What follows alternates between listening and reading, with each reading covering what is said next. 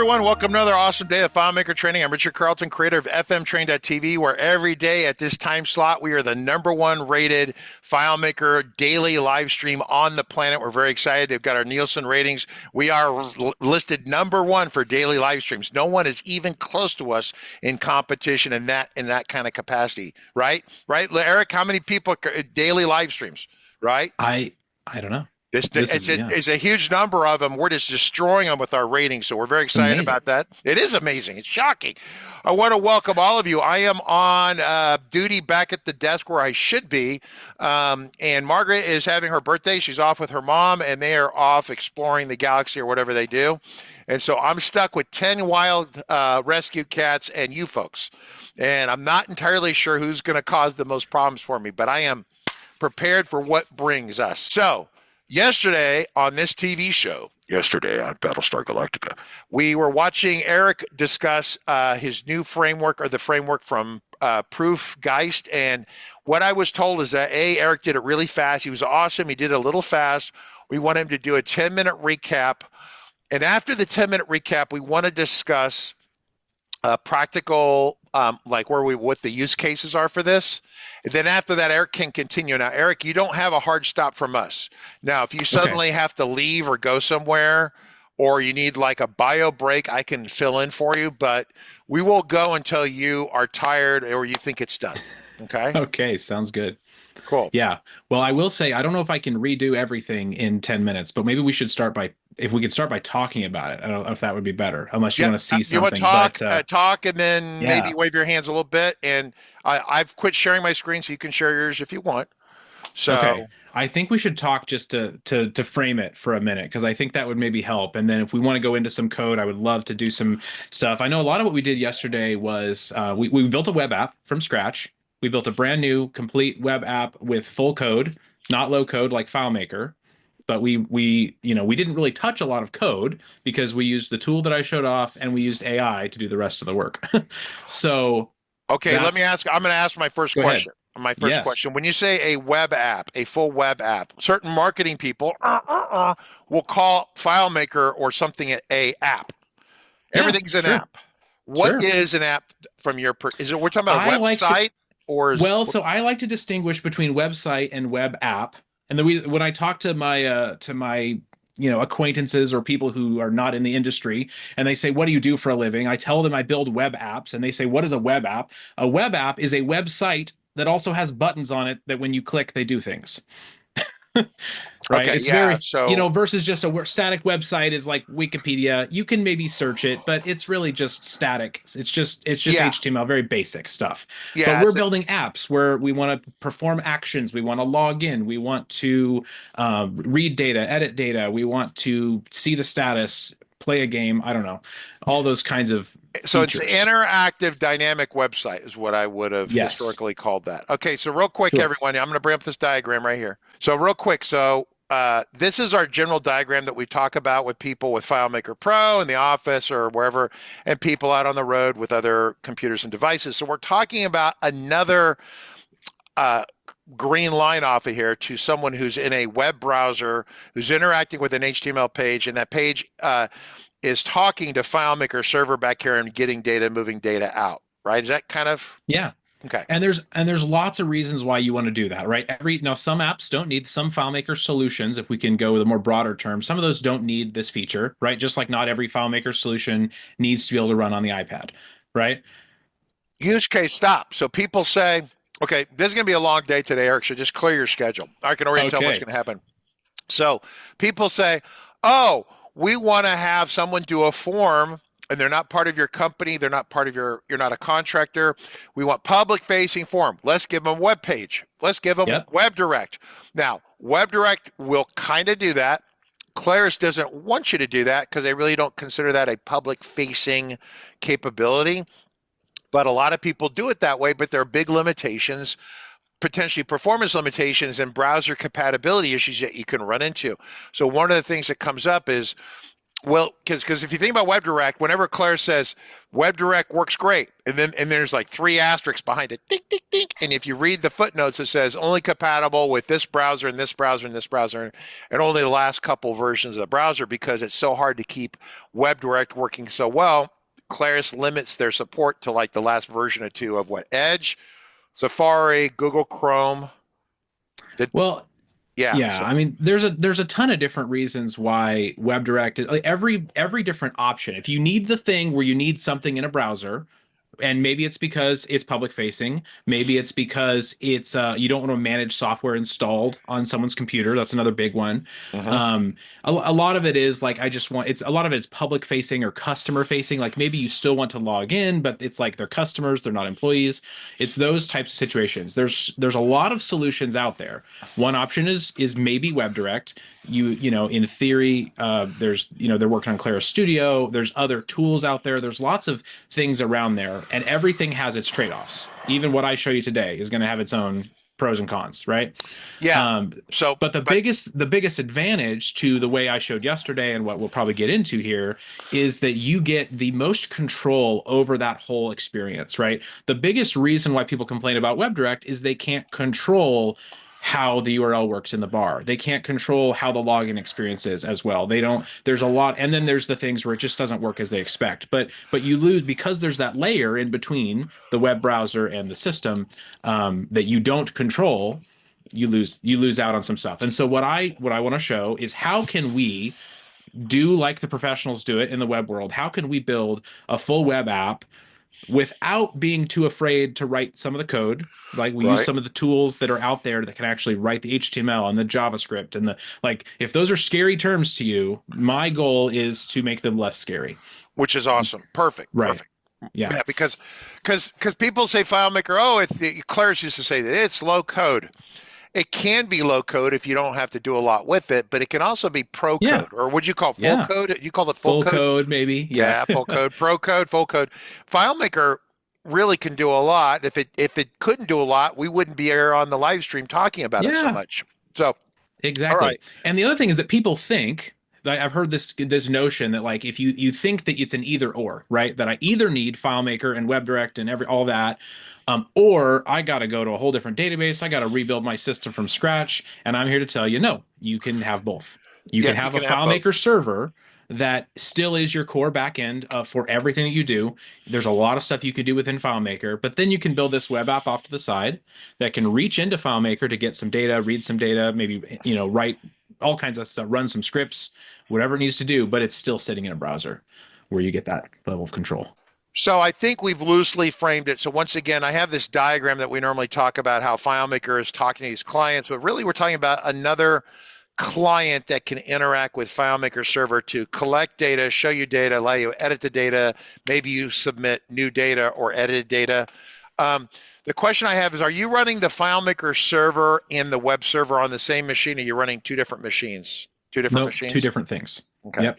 So up here, if I drew the picture. Well, not quite two different machines though. Maybe I should, because it is in the cloud, and I don't know how detailed you want to get into this, but I don't want you to think that a second machine means more complexity and more cost, because these web servers that are out there are sometimes actually serverless functions, which means they are technically, if you want to get down to it, they're running on a server, but it's Yeah. AWS Lambda, where you don't have to think about the server. It's just code that Okay, runs. that is a separate conversation. I don't want people's heads to Yeah. explode, but basically, Okay. you're saying it's essentially, so we have a FileMaker server.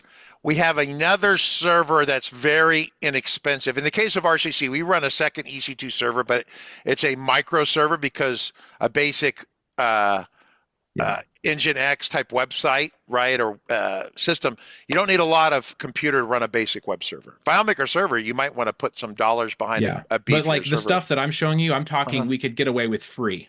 Okay, tier stuff. free Like, level software. Yeah, okay. So it's not expensive. So it's a second server that's not expensive, and you could get Proof+Geist or Probably someone free. probably free Yeah. to help you get it set up if necessary. So, all right, with that, so what's our next step? Because I missed yesterday, so that kind of frames the conversation. Do you want to do a 10-minute, 5-minute demo of what you did yesterday, or how do we want to pick up the conversation? Well, so there's a couple frames we can go down. I can kind of do the same presentation as yesterday, or we can tweak it a little bit.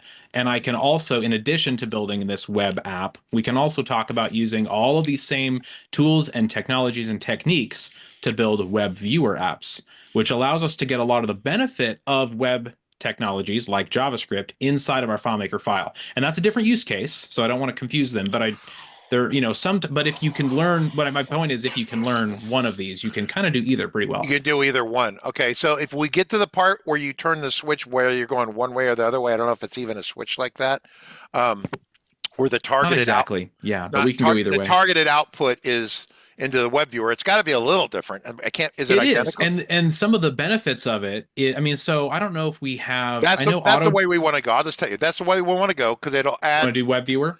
Yeah, but so this is a continuation of yesterday. If for all of you, if you haven't seen yesterday and you're new to this kind of idea of writing dynamic web pages that talk to FileMaker, go back and catch the recording from yesterday. I know my team is cleaning it up and working on it.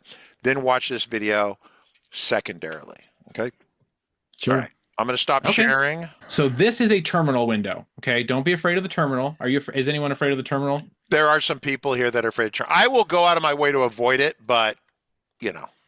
Yeah. Well, I will say in working with web stuff that you do have to know a few terminal commands, but don't be too afraid. It'll be okay. I can also pull up the website, but if you want to start with an app, I can go right into that. Yeah, go right ahead and do what you're going to do. And then I want people to ask questions. If you have questions, basic questions like what is oxygen, what is water, please type the questions in. I will feed them to Eric. Okay. Yes. All right. Okay. So I'm going to start with the very, very basic command, or actually let me start. I do want to start with the website actually, because I want you to, if you don't want to watch this or whatever, this proofkit.dev. Yep. Okay? Absolutely. This is everything that I'm going over today. It's got all the docs. It's got a getting started guide. And especially in the getting started guide, there's a few things that if you're brand new, okay, go ahead. Hold on. Before we do this, how much does this cost? Free. Okay. I want to frame that because people try to come on my show and they say, oh, I want to do a show and it's an $800 thing. And I'm like, dude, no. I will, as I said yesterday, the only thing that involves cost anywhere is FileMaker server license. So all right, cool. All right. So that's it. Yep. So these are all free downloads. There's a few suggestions here. I'm using PNPM, which is a package manager to help just manage all the things we're going to install. But anyway, so these are the prerequisites, and there's a whole getting started guide of how to do all this that you can read through. But this is what I'm going to be going over. So in my terminal, I'm in a blank folder. And actually I can show that if I just hit open. No, I don't know what I'm doing. This is why the terminal is scary to people, but it's fine. Here's my Finder window, right? Nothing here, right? That's all I'm doing. Okay, so I'm just in a blank folder, and I'm going to run the pnpm create proofkit command. And what this is going to do is this is going to kind of set up a brand new JavaScript-based project for me. And a JavaScript-based project, whether it's for WebViewer or for web browser, is a folder with a ton of text files in it, which are code files that we have to edit, you know, they're text files basically, right? So that's all we're going to do. We're going to start. Do you want to pick a name, Richard, or anyone from the chat maybe? Yeah, we're going to call it, let's call it, how big of a name? Can I call it vacation? Oh, yeah. And this is going to be the name of our folder. So it's just going to make a folder called vacation, put everything else inside of it. Great. We're going to do the web viewer one, right? So yesterday I went over the browsers app. It's going to be a little similar to this, but we're going to do web viewer. I'm wondering, before I do this, let me just check one more thing, and let me actually delete some stuff out of my file so that we can get a more fresh experience. What we're going to do is we're going to pretend that we cannot see anything you're doing. No one pay attention to what's happening. All right, perfect. Okay, so I have a little sample FileMaker file. There's another easy way to do this, but we can pretend. Okay, so I'm ready again if you want to. Yep, we're showing your screen. We're great. All right, so because I said I'm building a web viewer app, we need to also connect to my FileMaker server. And it's going to ask me for the URL of my FileMaker server. So I'm just going to open it in a browser because I have this. Acme Dev is our dev server that we play with. And I'm just going to copy that URL and paste it here. Any URL on the server can work. It does need to have auto FMS installed, which is another free software. Okay. When I enter that URL, it's going to pop up a little login screen. So I just have to be able to log in, and then it says I'm good to go. And now, because I did that, if I go back to my terminal here, I can see all the files that are hosted on that FileMaker server. So it's just a way to just make it easy for me to get started here. And I'm going to navigate down to that file that I've prepped for my demo. However, if you don't have a sample file like I do, or if you're just playing around and you don't want to do this in a real file, using the magic of auto, we can choose deploy new file. And it will install a new temporary test playground file on your FileMaker server for you to play around with this kind of stuff. And if you do that, that'll actually skip a lot of things. So I'm going to go with my example file so we can see like a more real world experience maybe. Okay. Now it's going to ask me to connect via the data API. So AutoFMS has a feature that allows you to proxy the data API. And so normally when we talk to the FileMaker data API, we need username and password that has the FMREST privilege enabled.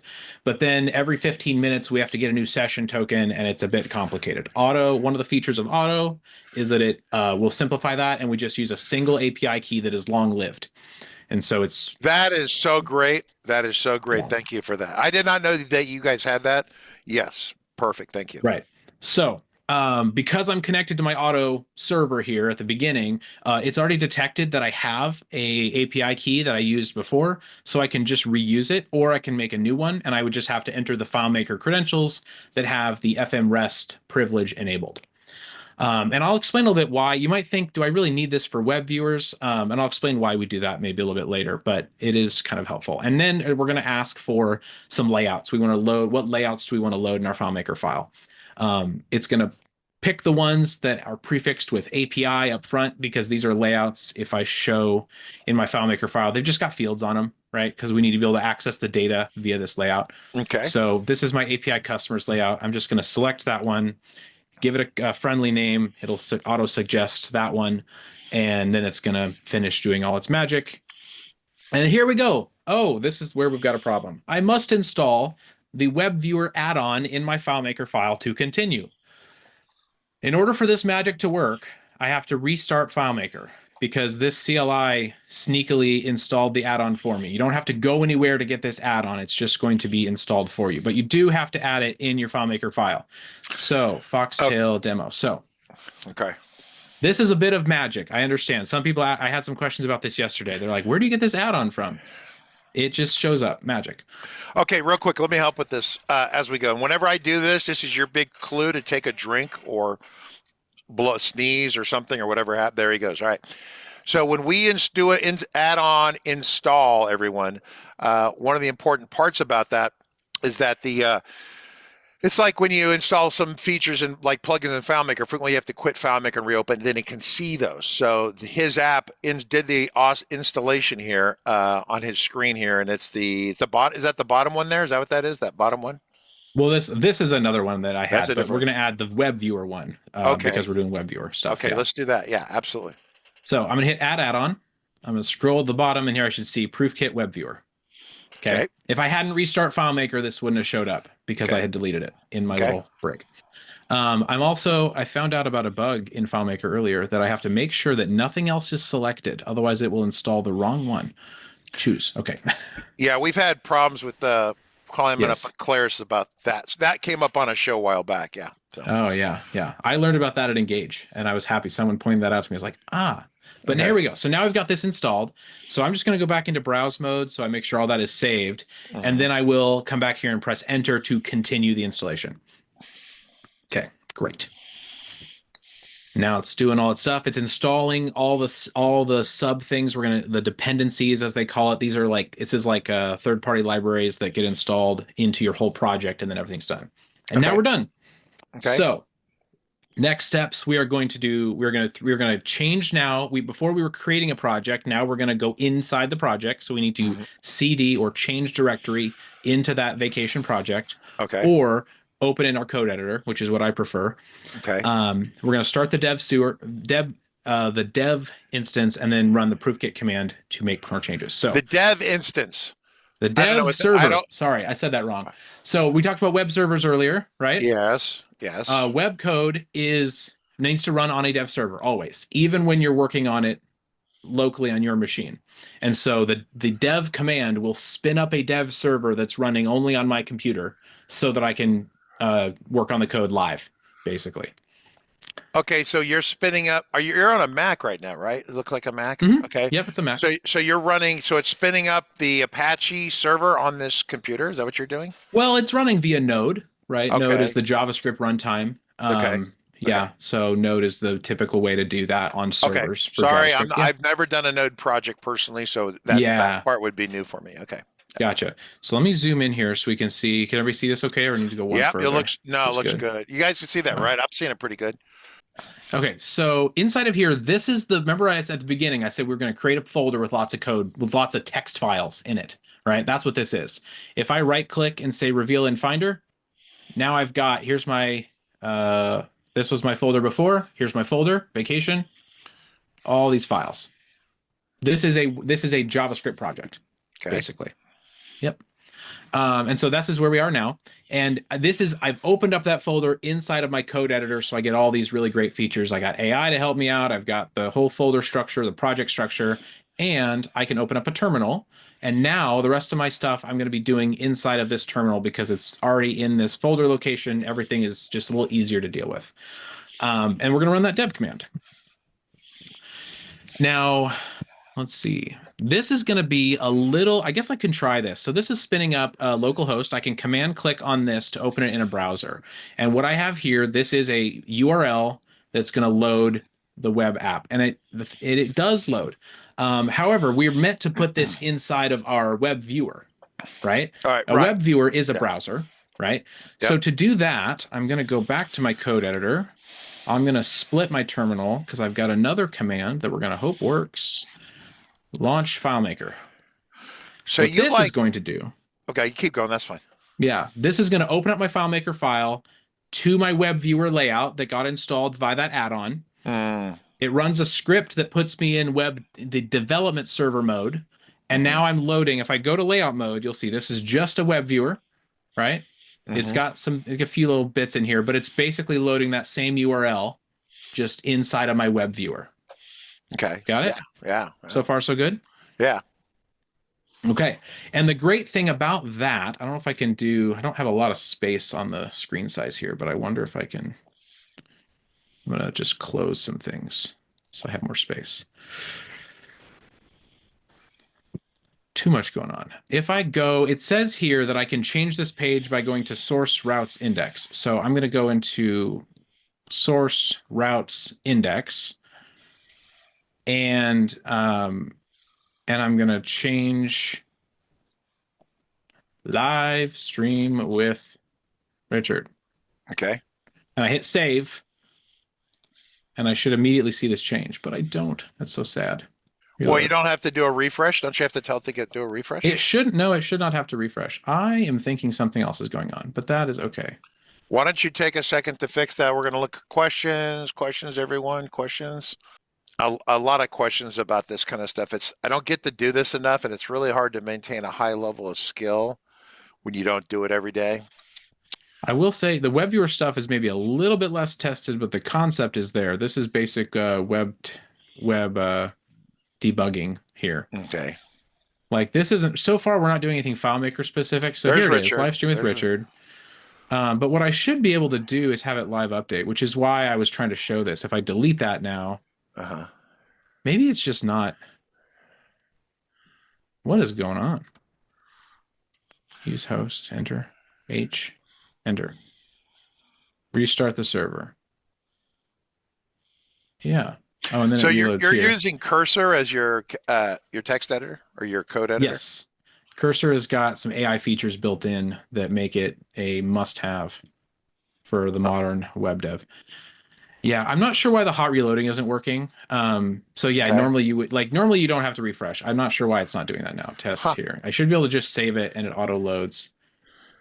But if I refresh the page, and it's still not. Yeah, something's weird there. I mean, I can always try running updates. That's the other thing that I can do. I can so pm update, and I like to look at the interactive. So this will show me like if I have any packages updated. But no, they're all good.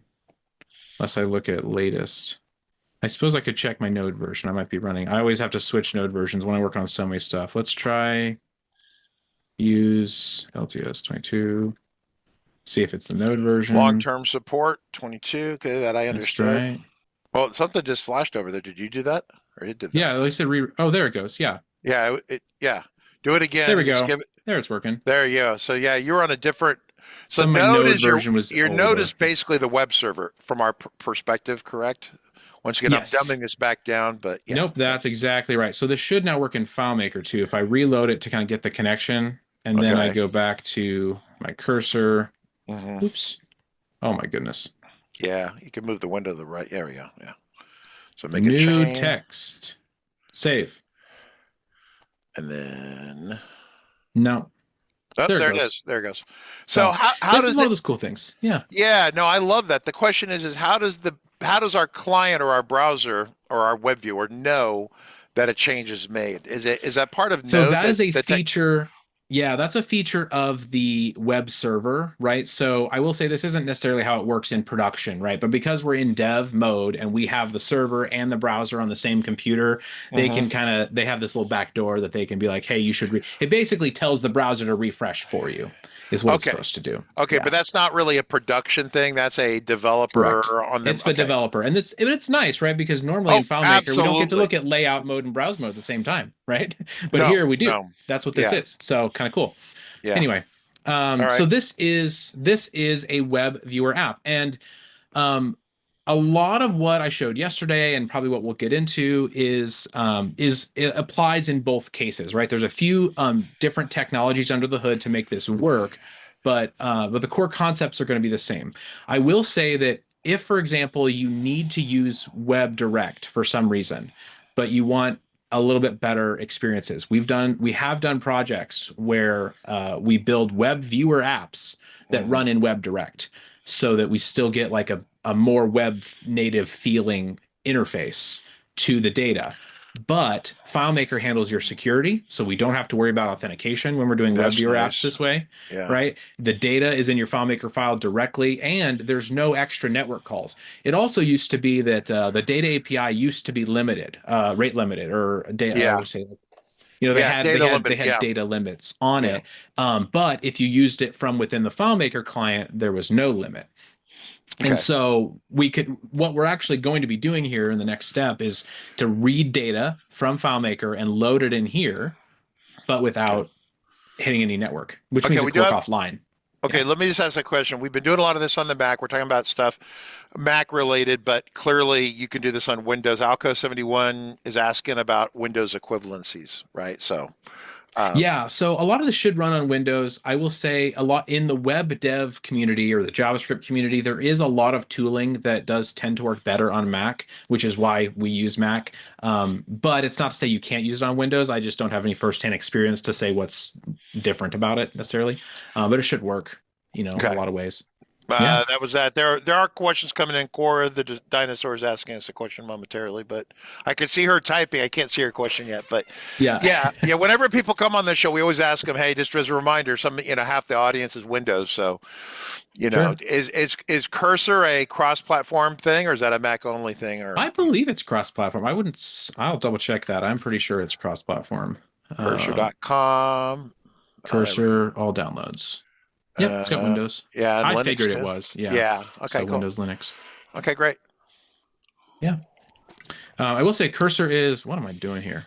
Okay. So Cursor is paid. That is the other thing that is paid according to what I'm demoing, but it's not required. So the other option I will also say, because I suggested in here, is Visual Studio Code.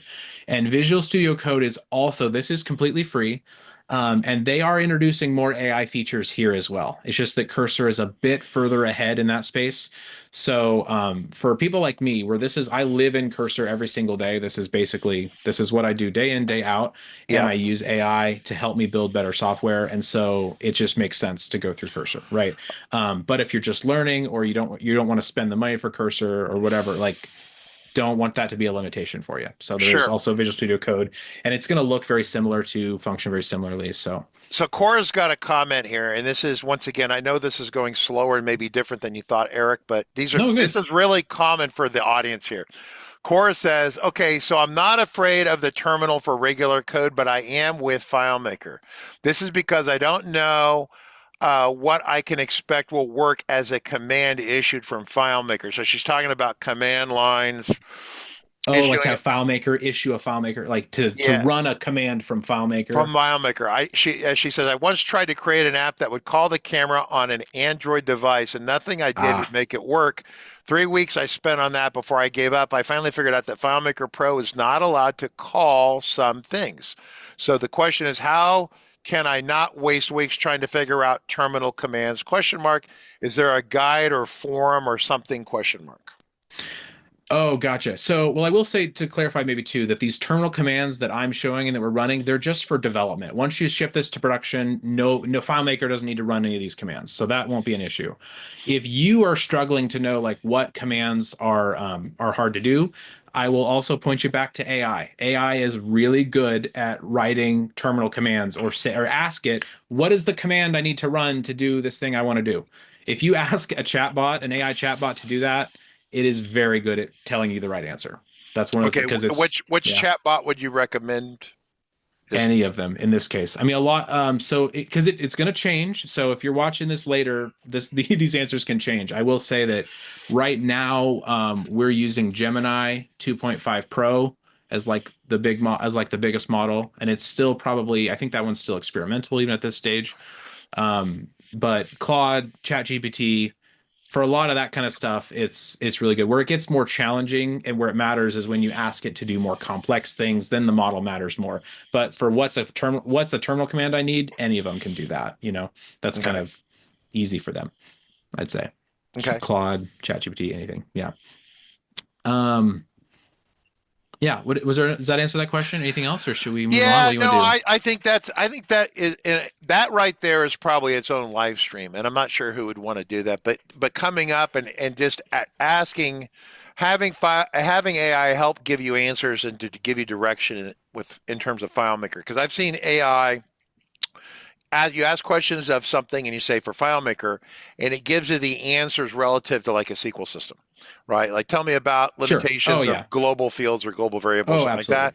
that. And it comes back with these answers, and then the first seven are correct and the last three are wrong. And they're not only a little wrong, they're really wrong. And I realized it didn't differentiate between like a SQL database and FileMaker. Yeah. Well, and this is another. I don't mean to. Hopefully, I'm not stressing this too much or whatever, but this is why I think this is so important for you listening to learn now as soon as you can, right? I think my goal is I hope that you see that it's not too challenging to get into it and that AI can help you. Because if you ask AI, how do I build a good WebDirect app? Nothing. There's no chance. It's not No, going to answer that question. But it knows about all these tools that I'm showing you because this is based on public code that's been out there for years, and now the AI can just teach you how to do it, or in a lot of cases, write it for you. right. So it's just that's like it's such a huge shift that I think, especially over the last few months, as things ramp up and up and up, like this is the future of coding, is that the AIs are going to help us or do it for us depending on the task. The level of sophistication. Okay, great. Yeah, pretty All right, cool. you can keep So motoring. Let's go. sure. All right. Well, so we've got a little web app, a web viewer app that is a web app running in a web viewer. That's cool, but we're gonna load data now. I think it would be good. So let's go back to my code editor, and I am going to Control C. That's another key one here. Is I'm going to cancel my dev server. So now my dev server is not running anymore. If I reload the page, I'll get an error, but I need to do that so I can run the proofkit command. And the proofkit command, now that I'm inside of a proofkit project, is going to ask me, what do you want to do to this project? There's a lot of things we could do. And we want to add a new page. So I'm going to say add a page. And in this case, because most web viewer apps, you probably don't want this main page. You can have multiple pages. Like we actually have a full navigation system, so you can have like multiple different web viewer widgets all within one code base that way. But in this case, I'm just going to replace this default page because I don't care about that anymore. So I'll say yes. and I want to choose the basic table here as just a template. So it's going to spin, it's going to edit my code for me, it's going to do all these great things. And to preview this page, I just need to run my dev server again.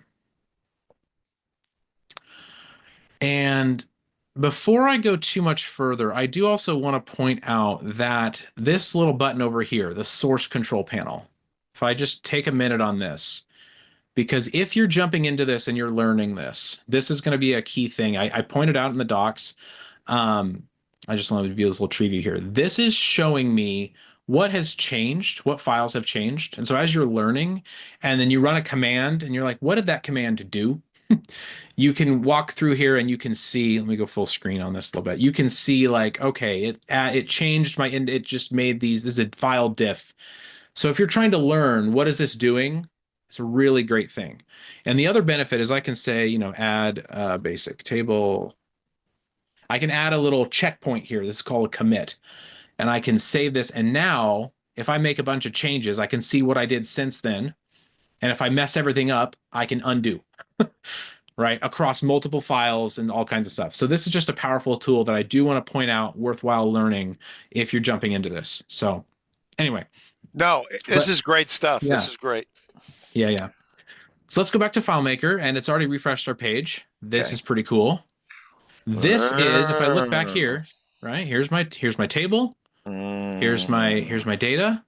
I've got a full connection here. Now this one, the table I showed yesterday, I don't know why the template's not in here. Maybe that's not quite published yet, but it is only loading the first 100 records.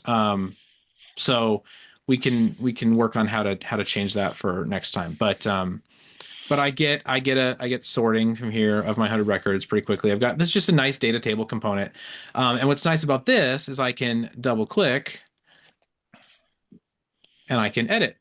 Oh, nice. And you'll see it edited right away. Wow. Okay. Okay. And especially if you're comparing to yesterday, because I kind of showed a very similar thing yesterday, but remember, this is within FileMaker. So all of this is working. Technically, this could work on a local non-hosted FileMaker file. This is not making any network requests to do this. What I'm actually doing is running a FileMaker script that's editing this data over here. Really? Yes. You guys wrote it that way. So it's exactly. Okay. Yes. That we've had other shows on that. So that's the perform script from JavaScript. What it's actually doing, let's see if I can, oops. Uh-oh. This like removed it in here. Stop that. There we go. I think it's this one. Execute data API. This is the script that got installed. That's the one. Yeah. It got installed by that add-on. And yeah, it actually will do, in this case, it'll do the perform script on server with callback. We may change that approach because it's not always the right answer, depending on your use case. But in some cases, it's actually really nice because then you don't get any speech balls while this is executing the query.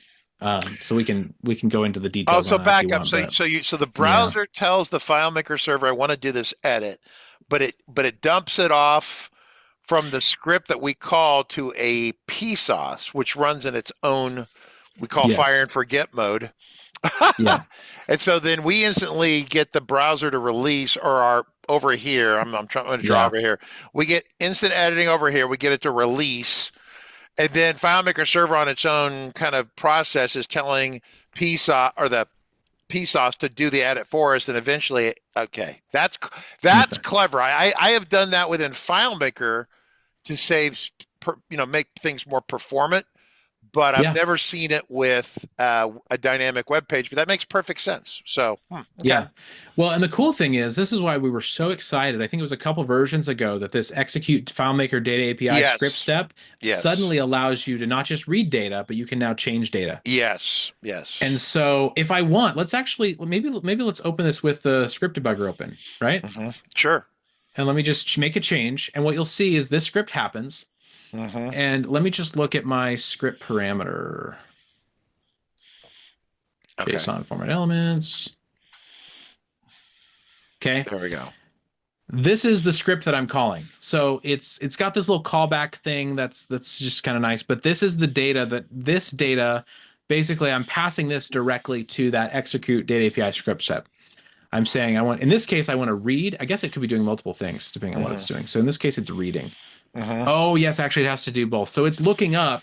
Here's what it's saying. It's saying, give me this record back because I need that. Okay. So if I should have saved that actually, but let me run that.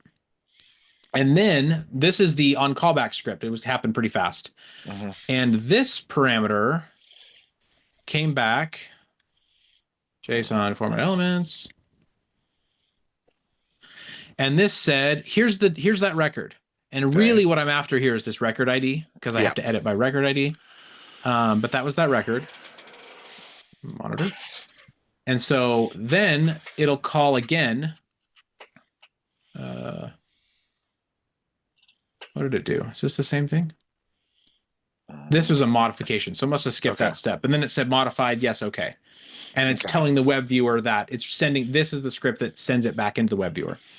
I don't know if that was a little too high level, but yeah, but I'm running a script. That's the key. Yeah, it's running a script. Yeah. Yeah. Okay.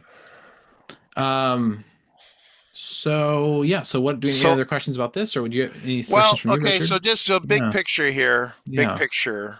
So let me stop. Why don't you stop sharing just briefly, and I'm going to share. So here we are on our diagram over here, and I'm kind of winging this for the moment. So this is what we have. So we built a page that essentially we load into a web viewer, and as we're interacting with it, that page is programmed through your proof kit command line to build it so it interacts with scripts, not necessarily back out to the web. Yeah, because that's the difference between web viewer and web apps, like we talked about in the beginning. So in the web viewer side of things, this entire web app that we're kind of building, if you want to think of it like that, is actually offline capable. Because we can embed it inside of our FileMaker file. Okay, I got to figure out how to draw on this. Can you just give me a second here? Because this is, I am pretty sure about half the audience did not follow what just happened because it took me a second to appreciate what you were doing. Yeah, all right, well, let me just do this one here.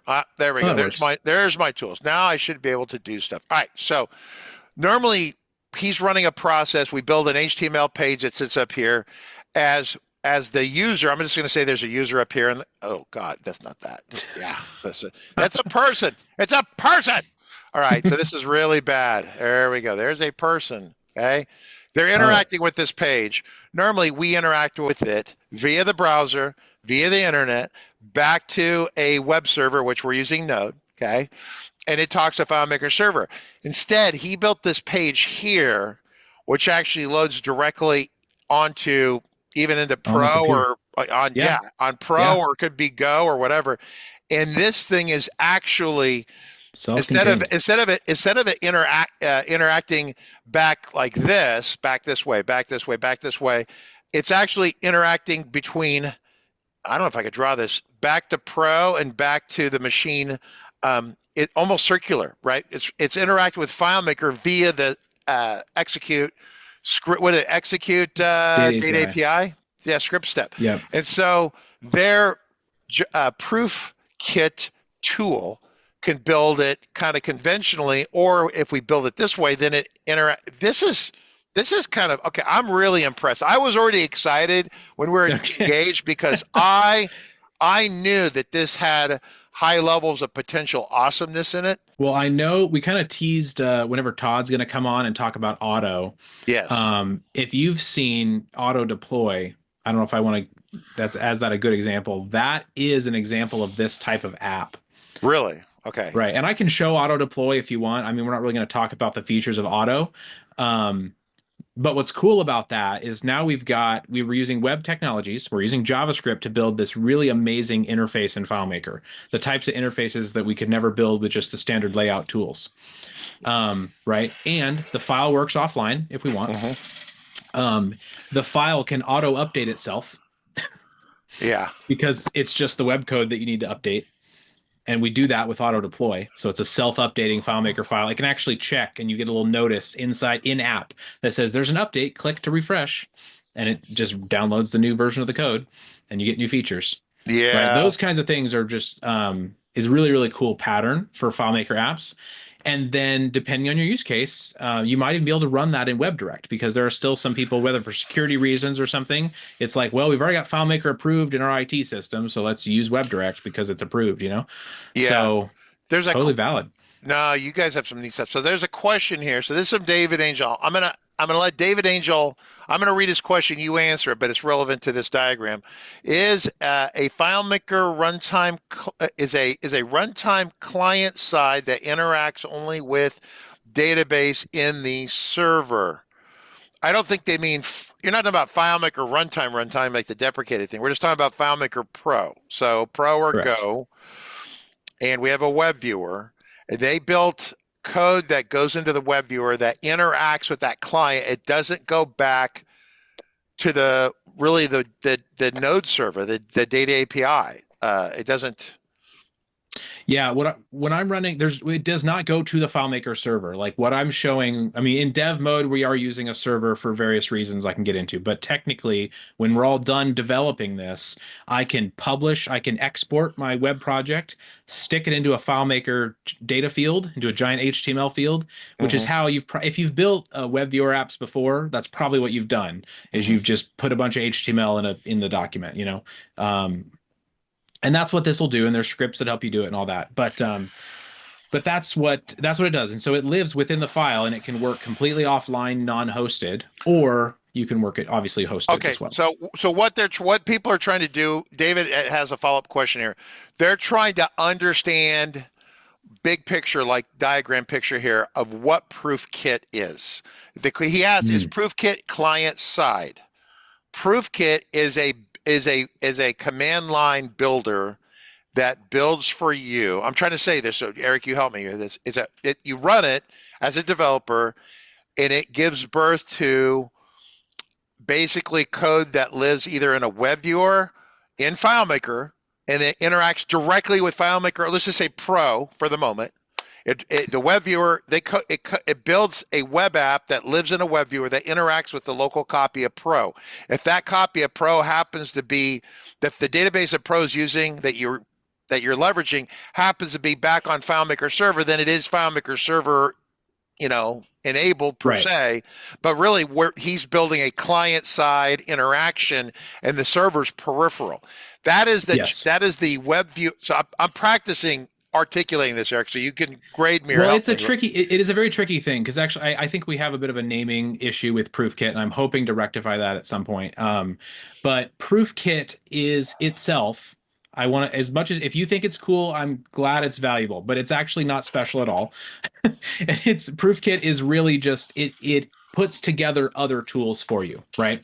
So the client side interaction is the web viewer piece which is a separate JavaScript library that Proof+Geist has published, right?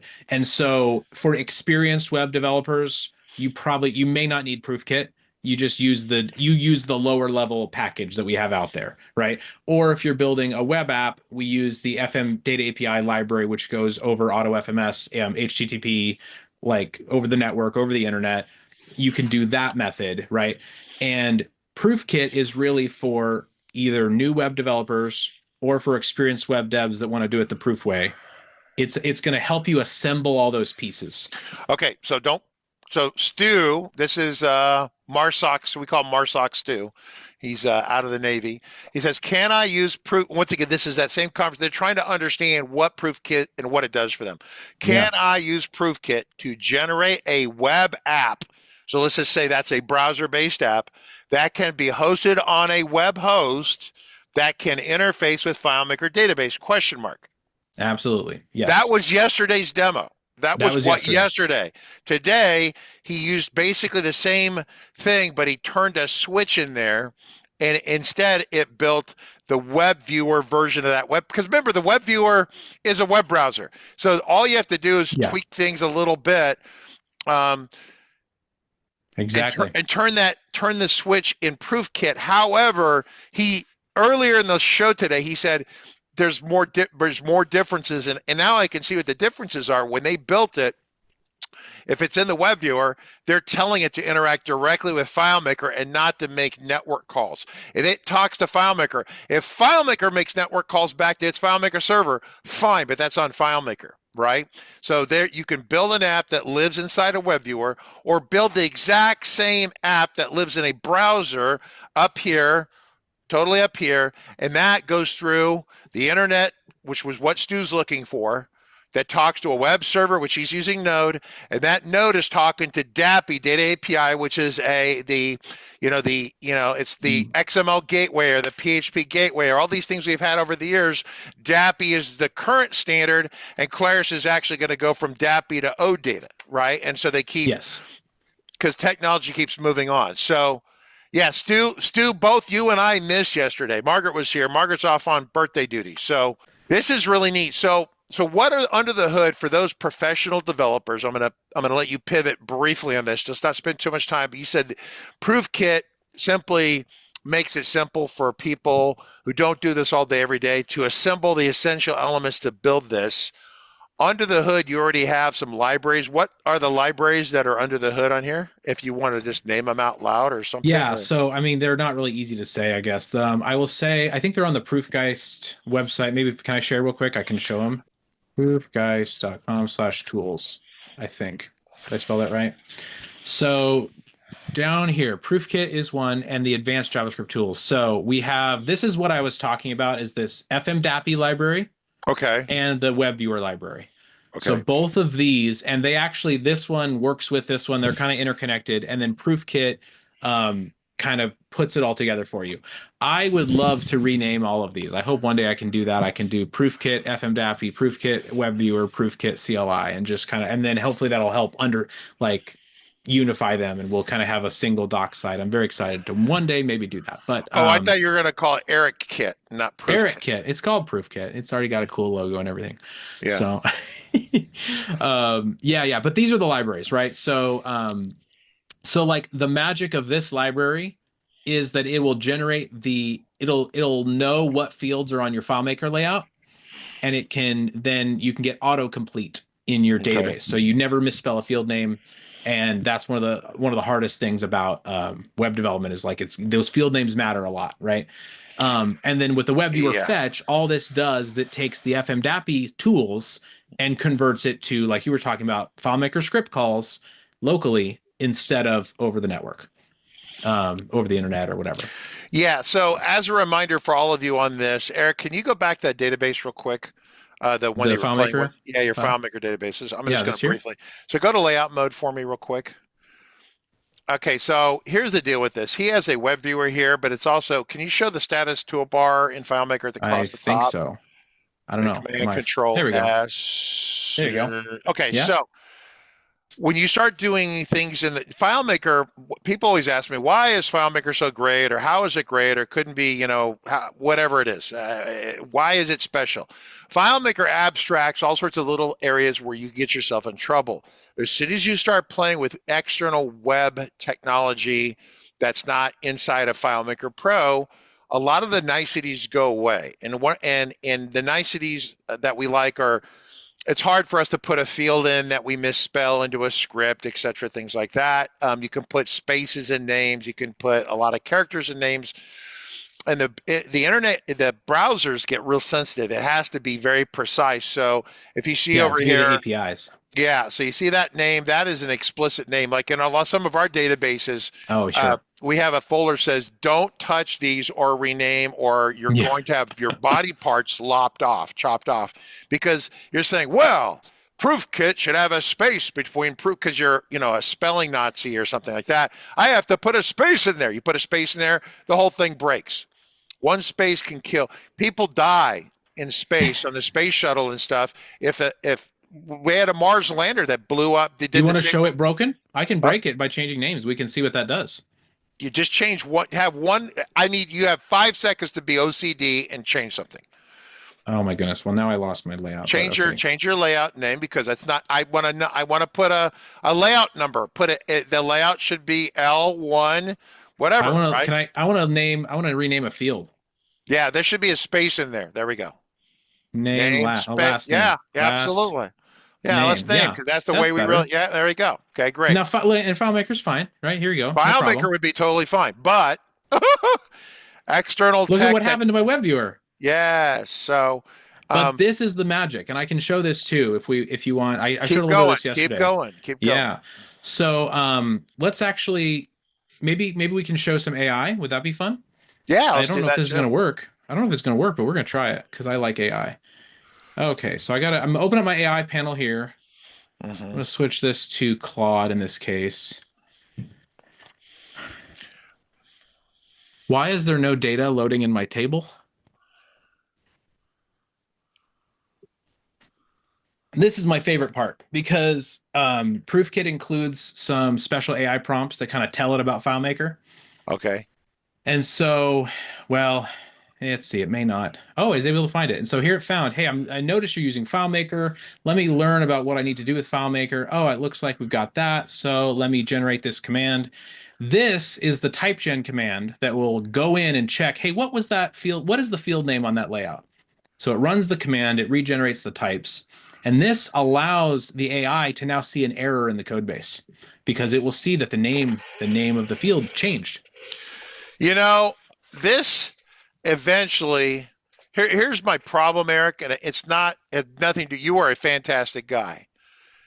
This This is, I'm going to be very frank with you. People are not going to like this. This is awesome. Okay. However, you are a triple level super developer ninja, and we need stuff over here like this that we can access without being a triple level ninja, right? Does that make sense? Right. And so, like if we could, I think Rick Kalman at Claris had, and they were talking about trying to bring this kind of stuff to FileMaker, Yeah. but they've been so slow in executing their stuff down there that AI will have actually taken over the world and killed the humans by the time Claris gets this implemented, right? Which is sad. But we need awesome stuff like this without being as awesome as you are to get it. Does that make sense, Eric? I'm not picking in any Yeah. way picking on you, but if I tried to ask AI this, it would